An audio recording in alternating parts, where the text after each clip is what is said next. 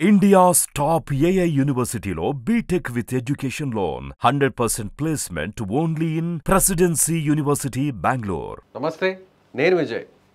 Telugu cinema industry ప్రక్షాళనకు Pavan Kalyan, AP deputy CM Pavan Kalyan ఇప్పుడు నడుం బిగించారా?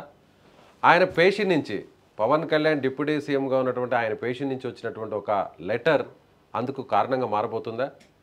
ఎస్, దీని గురించి డిస్కస్ చేద్దాం. ఒక సాధారణ వ్యక్తి తన కుటుంబంతో థియేటర్కి వెళ్తే ఒళ్ళు గుల్ల చేస్తున్నారు. కనీసం 2 నుంచి 3 వేలు లేనిదే థియేటర్లో నుంచి బయటకు రాలేకపోతున్నాడు.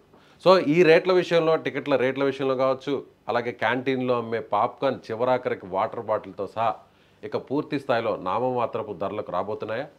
ఎస్, వీటి గురించి డిస్కస్ చేద్దాం. మనతో పాటున్నారు Telangana film chamber association secretary Anupam Reddy గారు. సార్ నమస్తే. సార్, పవన్ కళ్యాణ్ గారి పేషి నుంచి ఒక లెటర్ అయితే రిలీజ్ అయింది. థియేటర్స్ బంద్ అవుతున్నాయి, దీని వెనక ఒక కుట్ర ఉంది అనేది ఒక బయటకు వస్తున్నటువంటి వ్యవహారం. అయితే ఇది పక్కన పెడితే ఇంకొక అంశం ఏంటంటే, ఇక మీదట గవర్నమెంట్ కట్టేటువంటి ట్యాక్సుల విషయంలో కావచ్చు, ఏదైతే ప్రేక్షకుడికి అమ్మేటువంటి టికెట్ విషయంలో కావచ్చు, అలాగే అక్కడ పాప్కార్న్, స్నాక్స్, వాటర్ బాటిల్, వీటన్నిటి విషయంలో ధరల మీద కూడా సమీక్ష జరిపే అవకాశం ఉంది అని క్లియర్ కట్గా మెన్షన్ చేశారు. దీనిపై మీరేమంటారు? సార్, ఖచ్చితంగా జరగాల్సిన పని అనేది. ఎందుకంటే రేట్లు మరీ విపరీతంగా పెరిగిపోతూ ఉన్నాయి, అన్నీ పెరుగుతూ ఉన్నాయి. సామాన్య ప్రేక్షకుడు వెళ్ళలేకపోతున్నాడు థియేటర్కి. ఇప్పుడు మనకు 3 క్లాసెస్ ఆఫ్ పీపుల్ ఉంటారండి. Lower class, middle class and higher class. అవును, మిడిల్ క్లాస్లో మనకు upper middle class, lower middle class కూడా కానీ ఓకే, అది లెట్స్ కన్సిడర్ ఏమో మిడిల్ క్లాస్ ఉంది. హైయర్ క్లాస్ వాళ్ళకి ఏంటంటే ఎన్నో ఎంటర్టైన్మెంట్ ఆప్షన్స్ ఉన్నాయండి. వాళ్ళు పబ్లకు వెళ్తారు, ఇంట్లోనే హోమ్ థియేటర్ పెట్టుకొని సినిమాలు చూసుకుంటారు, ఏదైనా. So they have many kind of options of higher class people. So దాంట్లో కూడా కొన్ని ప్యాషనెట్ సినిమా గోవర్స్ ఉంటారు, వాళ్ళు సినిమాకి వస్తారు. సో వాళ్ళకి ఈ రేట్స్తో పెద్ద డిఫరెన్స్ పడదు. కానీ మేజర్ చంక్ ఏదైతే ఉందండి, lower class and middle class people, వీళ్ళు సినిమా చూసే ప్రేక్షకులు, యాక్చువల్ ప్రేక్షకులు. వీళ్ళు చాలా ఏంటంటే, సినిమాలో అంటుంటాం కదండి, వీలైతే వారానికి ఒక సినిమా, 15 రోజులకు ఒక సినిమా. నిజంగా అది 100% కరెక్ట్ అండి. అది అంటే కుటుంబాన్ని సంతోషంగా చూసుకుంటున్నాము అని అంటే వారానికో లేదంటే 2 వారాలకు ఒకసారి ఆ కుటుంబ యజమాని ఫ్యామిలీతో సినిమాకి వెళ్ళడం అనేది ఒక పార్ట్గా మారింది జీవితంలో. అది పార్ట్ ఆఫ్ లైఫ్. అది సో అదేంటంటే అది ఇన్ని సంవత్సరాలుగా నడుచుకుంటూ వచ్చింది. And they have been the real audience. వాళ్ళకి హీరోలతో పని లేదండి, వాళ్ళు ఫ్యాన్స్ కాదు, ప్యాషనేట్ సినీ గోవర్స్. అంటే సినిమాని ప్రేమించే వాళ్ళు. ప్రతి సినిమా, ఏ సినిమా, ఎలాంటి సినిమాను వెళ్ళి చూస్తాం, ఏ హీరో అయినా ఓకే మాకు చూస్తాం, సినిమాని ప్రేమించేవాళ్ళు. సో ఇప్పుడు ఏమైపోయిందంటే సార్, ఏది బడ్జెట్లు పెరిగిపోయి విపరీతంగా. Let it be actors remuneration అనుకోండి, టెక్నీషియన్స్ రెన్యుమరేషన్ అనుకోండి, కాస్ట్ ఆఫ్ ప్రొడక్షన్ అనుకోండి, ఫారెన్ షూట్లు అనుకోండి, వాట్ ఎవర్ పెరిగిపోయింది బాగా. పెరిగిపోయేసరికి ప్రొడ్యూసర్కి ఒక భయం పుట్టుకుంది. నేను ఇంత పెట్టి, నేను ఇల్లు తాకట్టు పెట్టి తెచ్చాను, అక్కడ ఫైనాన్స్ పెట్టి చేసి సినిమా తీస్తున్నాను, నేనేమైపోతాను ఆ ఫియర్తో ఏంటంటే అండి రేట్లు పెంచడం మొదలుపెట్టారు. ఏంటంటే తొందరగా నాకు వచ్చేస్తుంది, నేను తొందరగా రికవర్ అవుతాను, నా పిక్చర్ నా ఫైనాన్షియల్ పిక్చర్ 4-5 రోజులు, వారం రోజులు నాకు తెలిసిపోతుంది, ఎంతలో ఉంటాను, ఎంత లాస్లో ఉంటాను, ఎంత ప్రాఫిట్లో ఉంటాను. సో అది ఏం చేశారంటే పెంచడం మొదలుపెట్టి పెంచడం మొదలుపెట్టి నాకు తొందరగా వచ్చేస్తుంది కదా, నేను తొందరగా రికవర్ అవుతాను అనే ఆలోచనలో చేశారు. కానీ వాళ్ళు అవుతున్నారు కాదనట్లేదు. కానీ ఈ ప్యాషనేట్ సినీ గోవర్స్ ఎవరైతే ఉన్నారండి, వాళ్ళని కోల్పోతున్నాం మనం పోతాం. మీ డబ్బులు మీకు వచ్చేసింది, కానీ రన్ అయితే పోతుందండి. సినిమా రన్ అనేది పోయింది, మొత్తానికి పోయింది. ఫస్ట్ 3 రోజులు వచ్చేస్తుందండి ఈ రేట్ల వల్ల, దాని తర్వాత 4 రోజులు తక్కువ 2వ వారం ఇంకా విపరీతంగా పడిపోతుంది. ఒకప్పుడు 100 రోజుల సినిమా, 50 రోజుల సినిమా అలా ఆడేది. కానీ ఈరోజు కరెక్ట్గా 2 వారాలు కూడా ఎక్కువ సినిమా లేదండి, 2 వారాలు ఆడట్లేదు. సో జనాలకి, ఆ మిడిల్ క్లాస్ ఫ్యామిలీకి ఏమైపోయిందంటే, సరే ఓకే, అంత పెట్టి నేను ఖర్చు ఎందుకు పెట్టాలి, నేను 500, 600 నెలకు 6 నెలలకు సబ్స్క్రిప్షన్ తీసుకుంటాను, ఓటీటీ 3 వారాలు 4 వారాలు ఓటీటీ వస్తుంది కదా, చూసుకుంటాను అనే విధానం వచ్చింది. ధైర్యం చేసి ఒక థియేటర్కి వెళ్ళాలంటే ఫ్యామిలీతో, భార్య 2 పిల్లల్ని తీసుకుని వెళ్ళాలంటే సినిమా రేట్ ఏమో 500 నుంచి 600 ఉంటుంది. ఒక్కొక్కసారి మీరు అన్నట్టు ఫస్ట్ వీక్లో చూస్తే 1000 రూపాయలు, 1200 ఉంటుంది. సరే ఓకే, మా నార్మల్ సినిమాకి వెళ్ళినా కూడా, అంటే మీరు చెప్పిన ఈ భారీ బడ్జెట్ సినిమాలు పక్కన పెట్టినా కూడా, ఒక నార్మల్ సినిమాకి వెళ్ళినా కూడా, చిన్నపాటి సినిమాకి, దానికి థియేటర్కి వెళ్తే అక్కడ స్నాక్స్, పాప్కార్న్ 350, 400. ఏంటి సార్ ఇది? ఇవన్నీ మల్టీప్లెక్స్లో ఉంటాయండి, సింగిల్ స్క్రీన్లో ఉండవు, మల్టీప్లెక్స్లకే వెళ్తున్నారు కూడా. మల్టీప్లెక్స్ ప్రాబ్లం ఏమొచ్చింది అదే చెప్తాను సార్.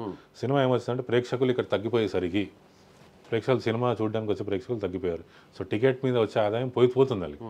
సో వచ్చిన వాళ్ళకి ఏంటంటే ఇక్కడ నుంచి మనం తిందాం అనే ఆలోచనతో వాళ్ళు పెంచుతున్నారు. వాళ్ళు కూడా ఆలోచన ఏముండాలంటే మనం పెంచుతున్నాం, తక్కువ ఉంటే 10 మంది కొంటున్నారు. అంతే కదా, రేట్ మూల సూత్రాన్ని ఎందుకో మరి వదిలేస్తుంది. రేట్ పెంచేసరికి 5-6 సేమ్ ప్రొడ్యూసర్ ఏ విధంగా ఆలోచిస్తున్నాడో నేను తొందరగా తెచ్చేసుకోవాలి, వీళ్ళు అదే ఆలోచనలో ఉన్నారు. కానీ అది లాంగ్ రన్లో పనికిరాదండి. అప్పటికి సర్వైవల్ అయిపోద్దేమో. ఇవాళ సర్వైవ్ అయిపోయాము, రేపు. ఇప్పుడు ప్రభుత్వం ముందుకొచ్చి మీరు అన్నట్టుగా ఇప్పుడు డిప్యూటీ సీఎం గారు ఆయన పేషెంట్ నుంచి ఒక అనౌన్స్మెంట్ వచ్చింది. రేట్లన్నీ కూడా ప్రక్షాళన జరిగి సినిమా రేట్లని తగ్గించి ఒక స్టేబుల్గా ఒక రేట్ ఉండేటట్టు, అలాగే పాప్కార్న్, స్నాక్స్, క్యాంటీన్కి సంబంధించిన ఫుడ్ ఐటమ్స్ రేట్ను కూడా స్టేబుల్గా ఫిక్స్డ్ రేట్లు పెడితే మళ్ళీ తిరిగి ప్రేక్షకుడు వచ్చే అవకాశం ఉంటుంది ఎక్కువ సంఖ్యలో. 100% వస్తారండి. మీకు ఒక ఎగ్జాంపుల్ ఇస్తాను నేను.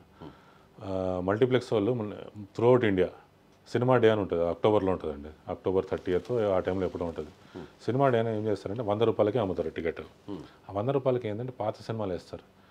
ఏది హమ్ సాత్ సాత్ హై, హమ్ ఆప్కే కౌన్, దిల్ వాలే దుల్హనియా లే జాయేంగే, దిల్తో పాగలే, ఇవన్నీ మన చిన్నప్పటి సినిమాలు. అవి కూడా వేస్తే 60-70% ఆక్యుపెన్సీలు వస్తున్నాయండి 100 రూపాయలకి. మనం చిన్నప్పటి సినిమాలు. సో జనాలు వస్తున్నారు. తక్కువ ఉంటే ఇది గ్రేట్, పెద్ద ఎగ్జాంపుల్ ఇది. అంటే ప్రేక్షకుడిలో తప్పులేదు, ఇండస్ట్రీలోనే తప్పు. ఇండస్ట్రీలో 2 తప్పులు లేండి. ఒకటి రేట్లు, ఒకటి కంటెంట్ సరిగా రావట్లేదు. సో ఏంటంటే అది అపీలింగ్ లేదు. ప్రేక్షకులు మనం ఒక టైంలో ఏంటంటే ఏ సినిమా వేస్తే వాళ్ళు చూసేస్తారు, ప్రేక్షకుడు పిచ్చోడు అనుకుంటాం. కాదండి, మోస్ట్ ఇంటెలిజెంట్ పర్సన్ అంటే ప్రేక్షకుడు. ఆ ట్రైలరు, ఆ లుక్, ఆ ఫీల్తో పట్టేస్తున్నాడు. ఈ సినిమా చూడాలా లేదా, నేను చూడాలనుకుంటే ఆలోచిస్తున్నాడు దాని రేట్ ఎంత. ఎక్కువ ఉందనుకోండి, no I will go back. తక్కువ ఉందనుకో ముందుకు వస్తున్నాడు. అది సింపుల్ ఎగ్జాంపుల్ అండి. మన సింగిల్ అనే సినిమా వచ్చింది, చిన్న సినిమా. మల్టీప్లెక్స్లో 150 రూపీస్ టికెట్ ఉంది. బాగా వచ్చింది సినిమా, రీసెంట్ రిలీజ్. అవును. ఇంకో ఎగ్జాంపుల్ చెప్పు.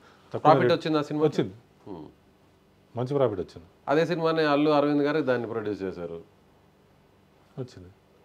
కానీ ప్రేక్షకుడు ఆలోచించే విధానం మాత్రం పర్ఫెక్ట్, 100% పర్ఫెక్ట్. ఇది మంచి పరిణామమేనా? 100% మంచి పరిణామం సార్. దీని ఇండస్ట్రీ బాగుపడుతుంది, 10 మంది ముందుకు వస్తారు సినిమా తీయడానికి. ఇప్పుడు ఏమైపోతుందంటే సినిమాలు ఆడక ఏమైపోతుందంటే ప్రొడ్యూసర్ భయపడిపోతున్నాడు, నేను తీయాలా వద్దా.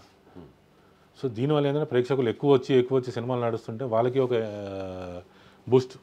Boost encouragement. సినిమా ఒక ప్రొడ్యూసర్ ముందుకు వచ్చి నేను సినిమా తీస్తాను.